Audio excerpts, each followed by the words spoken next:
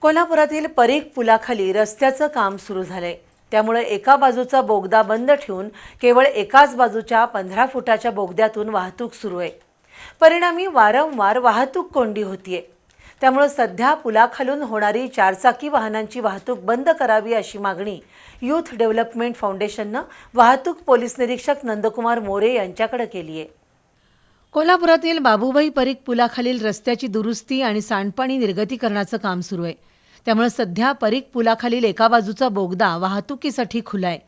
या अरुंद बोगद्यातून दोन्ही बाजूने चारचाकी वाहनं ये-जा करत असल्यानं वाहतुकीची प्रचंड कोंडी होतीये।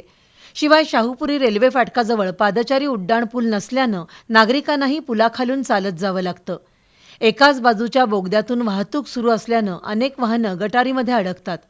वाहतूक कोंडी आणि पादचाऱ्यांना होणारा त्रास टाळण्यासाठी परीघ पुलाखालून सुरू असलेली चारचाकी वाहनांची वाहतूक थांबवावी आणि केवळ दुचाकी आणि रिक्षा यांनाच पुलाखालून ये-जा करण्यास परवानगी द्यावी अशी मागणी यूथ डेव्हलपमेंट फाउंडेशनने शहर वाहतूक पोलीस निरीक्षक नंदकुमार मोरे यांच्याकडे केली आहे।